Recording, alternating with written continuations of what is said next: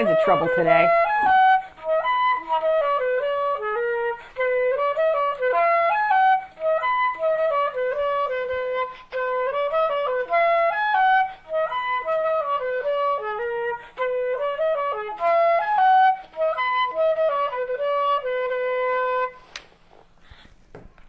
Hi, this is Sally Morgan, physical therapist, craniosacral therapist, and Tellington T-Touch practitioner for animals and people. And for some reason, it's very dark today. And this is Tristan. He's a Corgi, and we're here for an episode of Conversations with a Corgi. And I am sorry, but this just is really not working. I have all kinds of lights on. There we go. I don't know. It seems to be some kind of problem with the camera. No matter what I do, it just goes darker. And of course, I'm wearing a black sweater. It doesn't help at all. But the Corgi's cute. So today, welcome to Conversations with a Corgi. This is Tristan. He's a Corgi. And we're going to talk about my trip to Monkey's house. In particular, one little dog there. Oh my God, camera. We are just... These days happen, and there's a lot of them lately. You can see the snow outside, though. That's unusual. Anyway, my trip to Monkey's house. Monkey's is a dog hospice and sanctuary for senior dogs in South Jersey. And Michelle Allen has been running it for several years. And she is just the most wonderful, caring dog lover on earth, practically. And she ran a horse rescue for draft horses prior to running Monkey's house. And she's an amazing woman. And I'm very happy to have made her acquaintance through Monkey's house and met the dogs there. So, oh my God, I just cannot get this lighting. What is going on? Oh, well, you might be able to see me or the Corgi, but I think it's not going to happen that you can see both of us. So I don't know what's going on. This never happens. Let's try just elevating it a bit. Well, I don't know. I've been messing around with this thing for 10 minutes. I give up. So anyway, Monkey's house is this great dog sanctuary in New Jersey. And my sister was one of the people that helped inspire Michelle to do it. And it's been a real wonderful home for many, many dogs who have lived there over the couple of years that it's been in existence. It is a nonprofit. If you are still looking for places to make your donations before the year end, that would be a great place to do it. And it's Monkey's House, Dog Hospice and Sanctuary, and you can find it easily online if you Google it. Anyway, Michelle was just very inspired by a dog she had named Monkey, who I think she acquired when he was a senior, and he was just so wonderful and giving and loving, and she just could not imagine how his life would have been had she not rescued him. And what a disservice to these senior dogs to not take them in and give them a life. And it's not always something that someone's done who's terrible. There was a Corgi recently up for adoption at a shelter in Connecticut in a nice suburb, and his parents had been very elderly and gone into senior housing where they weren't allowing pets. And so this Corgi, Sandy, who was 10, was given up. And I was applying, and so were lots of other people. And I didn't really want a senior female Corgi to come into my home. I'd rather get another younger dog because of the work I do. I need a certain type of dog, and I wasn't, she needed a single dog family. So she ended up being adopted by another family in the area and had a happy life. But it's just tragic to think of a dog like that being in a shelter, the trauma of having a life with two old people doting on you and feeding you, and then being in a shelter. How terrible. So that was one of the things that helped inspire Michelle to start Monkey's House. And my sister's been doing all kinds of work with those dogs all along, and Michelle used to be a nurse, and so she is very educated and able to attend to all kinds of nursing care that these dogs need, including IV fluids and shots. A lot of them are diabetic, and many of them have been fed unhealthy diets and have injuries and things. Some have been living on the street. Not all of them have been surrendered from good homes. And her skills and background make her the perfect person to run this place. So I was happy to get involved with them. A year ago when my book came out, I did a fundraiser at a tea house in South Jersey, which is now gone. Thank God, because it was my dream to do a fundraiser for monkeys there when my book came out. And I was hoping to do many more, but they closed. It was getting to be too much for those women to run it. And we made probably $500 or $600 for monkeys on that day. And I met Michelle. And then I came to work with some dogs there on one of my many trips to New Jersey. And that was so rewarding. One of the little guys I had worked on was one of my sister's favorite, just a practically bald little, shaking, poor little sad dog. And she got a little better and then passed away peacefully within the last couple of months. So it's always interesting. There's like 25 or 30 dogs there, and how to know which ones I'm going to work on. And Michelle is so energetically sensitive. She's like, should I tell you one? Do you want to just pick one? Do you want to see which one wants it? And so this little guy, Leo, who is sort of a Shih Tzu mix, buff spots with a white coat, he was, and I'll post pictures of these guys separately after I do this. He was just kind of circling around, and he kept kind of losing his balance and falling down in front of me. And I was like, let's just work on that one. And then when I learned his name, I had a rabbit named Leo for 10 years who was really just so close to me. I loved her. I raised her from a peep. Her mother, Agatha, was my bunny. And I just love that rabbit. So when I found out his name, they named him Leo the Lionheart at the shelter because he was expected to die like 10 times and didn't. He was a very courageous little guy. And in fact, he was found near a dumpster just dying, really, in horrible, horrible situation. And then he went to the shelter, and then Michelle took him in. And he's been there a couple of years, I think. So his back was all arched up like a camel, and he was kind of bony along his spine. He clearly had some spinal problems and orthopedic issues. His gait was a little wobbly and stiff, and, you know, he just was kind of walking like an old man. And I thought, you know what, he shouldn't be like that. There's something going on more with him. And then when she told me about all his emotional trauma, I was glad I had picked him to work on. So I just bent down over him I worked on him a long time. I don't usually work on dogs there more than half an hour, but I was working on him for at least an hour.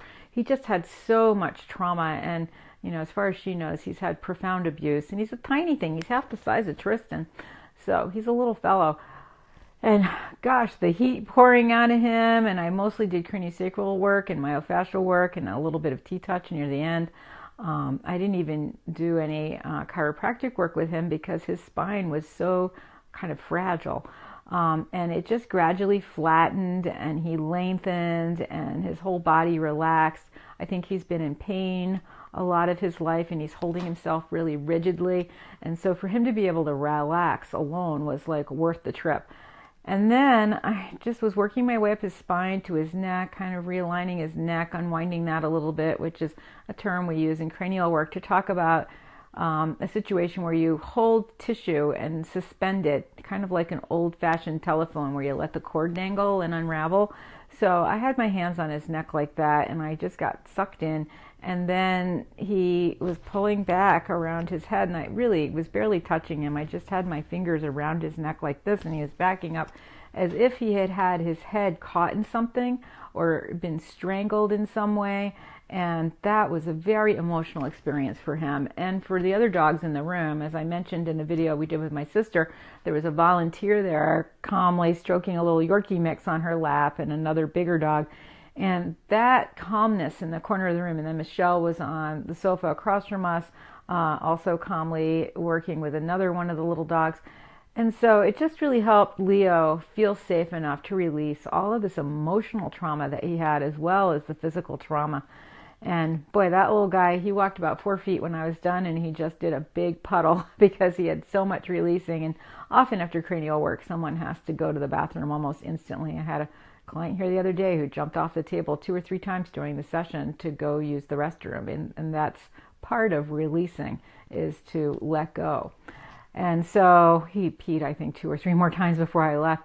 But he had a little waddle in his gait. He was wagging his tail. He seemed a little less disoriented. A lot of her dogs are blind-ish and deaf-ish because they're seniors and they've had a bad life prior to coming there. And he just was a kind of a new dog. Like, his aura was brighter and happier. And I don't know, I don't think I mentioned this, but she also feeds them all really, really well and appropriate food for their particular makeup in Chinese medicine, five element theory, which is what my sister has been working on in her vet practice. So each dog has a specific diet made to meet their needs. Rabbit was cooking that day, not great for me as a 35 plus year rabbit lover and guardian. And then I worked on this other little guy, Buck, and he looked kind of like a Corgi Chihuahua mix. He was this orange color, which today you can't see very well because I don't know why we're not getting light on the camera. But anyway, Buck, my sister believes, has a brain tumor and headaches, and he had one squintier eye. And again, I've worked on him initially, and not much was going on. He seemed to be really kind of holding himself together, trying to be stable. And then Michelle wanted to get some pictures, so we did like a reenactment. And when I went back to him that second time, a lot started to shift in his head, and heat was pouring out his left ear.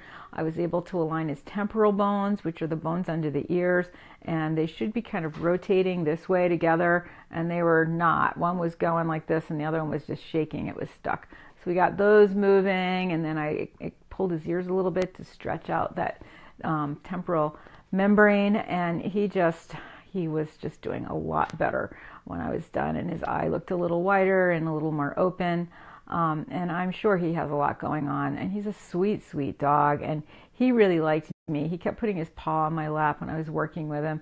So, but this other dog, what we were really talking about is how we know which ones need the work.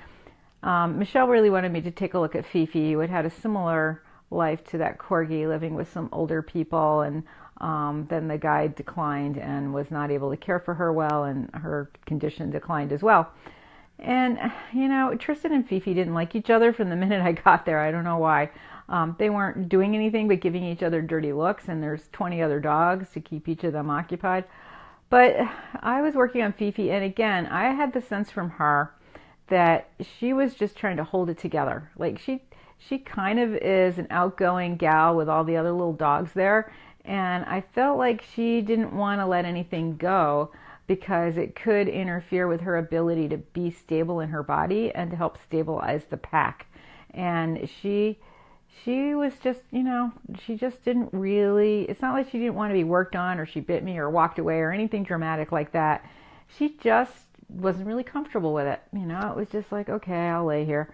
So I then worked with Michelle's dog, Sora, who is a great big German Shepherd cross who I worked with before, and that dog really is the grounding presence in that house. She is a lot like Michelle. She really is kind of keeping the peace with all the little guys, and they aren't really fighting, and they get barky and excited, but she never barks with them, and she's just very calm.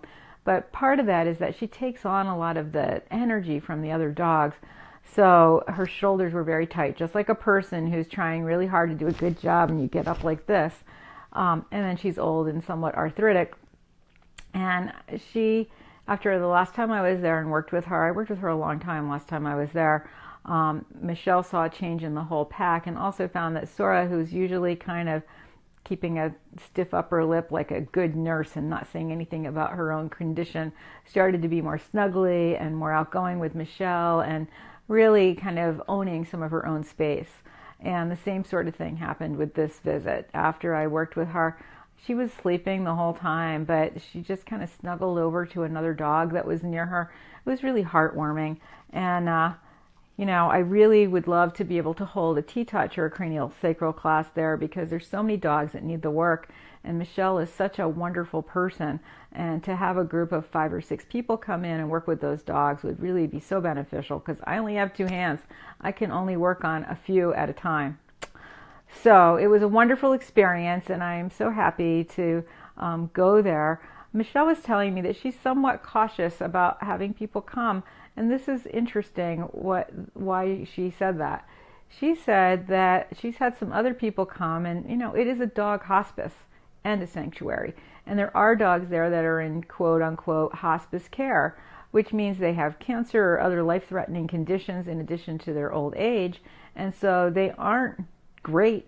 But she does a great job of taking care of them. They all look pretty good. They go to the groomer, they have a great meal. A lot of them who have just come from the shelter look less great than others, But she's had some people come there and say, these dogs don't look sick. This isn't a hospice. And she's like, I wouldn't be doing my job if they look sick. You know, they are looking good because of the care and love and medical care that they're getting. And so I can certainly understand, and also the energy, the negative energy of somebody coming in there. I know with Linda Tellington, we've talked about this in some classes with horses and dogs. When you come to a place like that feeling sorry, you're not able to be of help. You know, you just get pulled down into their terrible past, and that's gone. That's behind them. Dogs really live in the present. These guys have a great life right now, and they've got lots of care, lots of love, and lots of great food, and, you know, comfortable places, dog beds everywhere, and a wonderful big fenced-in yard to go out in, and lots of dog friends, and, you know, just peace. They have a real quality of peace in their lives. And to have somebody come in there crying or upset and mad at the people that did bad things to these dogs, it just disrupts everything and brings them back to a place of trauma. So, you know, Michelle has been very generous to say that I could teach a class there if I get people who want to come to this part of New Jersey for a class. There's lots of facilities around. There's even a Whole Foods within a 25-minute drive. So at some point we will offer a class there again. The last time we were doing a class there, we had to reschedule it to a different location because of some other issues going on at Monkeys that made it not conducive to having a class there for a few days. But it is a wonderful place, and please consider making a donation to them if you are looking at where to make your donations this year while you still have time left in the year. You can still date that check for 2017 and help Michelle. She's got a lovely video on CNN, which I have posted on all of my Facebook pages, and you can see more about Monkey's House there. So it was a real privilege and an honor for me to go there, and Tristan enjoys his trips there. And I always miss my dog Comet, because Comet, from being with me and working with me while I was developing the animal work for craniosacral therapy, Comet became a really gifted therapist. And having his four paws with me would have been really helpful at Monkey's House, because I just need so many extra hands. There's so many dogs there, and this work is so powerful for them. So anyone who does long-distance Reiki or energy work of any kind, keep the dogs at Monkey's House in your thoughts and prayers, because they are wonderful souls, and they have been given really the most wonderful blessing for the ending of their lives. And it really was a privilege for us to go there. Right, Tristan? So thank you, Michelle, and the dogs of Monkey's House. It is starting to snow. We were supposed to have light flurries this afternoon. This is not the afternoon, and I wouldn't call this really light flurries. It's kind of that steady snow globey snow that could go on for hours. But it's so cold, they said that it wouldn't accumulate much and it would blow around. And yes, Danny, I bet it is very cold. Got your coffee, you're all ready. Yeah, I don't know. This weather, it's just going to be unrelenting. And I make sure if you're going out for any New Year's Eve events that are outside, don't bring your dogs. It is too cold for their pads. Just yesterday, I didn't even take Tristan for a walk, but 2 days before I did, and he was limping after we walked in the snow because his feet were so cold. So really protect your dogs in this weather. And think about their comfort and happiness and your own. I mean, really, you can get frostbite so quickly. I don't know how all those people are going to be in New York City. It's going to be like 8 degrees or something. And here in Northampton, where we have a huge first night, it's going to be even colder.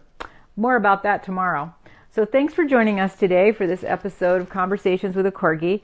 Brian uploaded a bunch of them to YouTube yesterday, so if you're a person who likes to see them on YouTube, they're nearly all there. The ones I recorded with my sister as part of Breakfast with Spaniels, I need to get her to send me like a virgin copy so that we can re-upload it to YouTube. So those aren't there yet. They're still on my Facebook page though, and they will stay there. And I think they might be on the website. I don't know. I don't know what Brian does. He just moves stuff around and it works beautifully. There's also on my website a new really nice article about animal Reiki.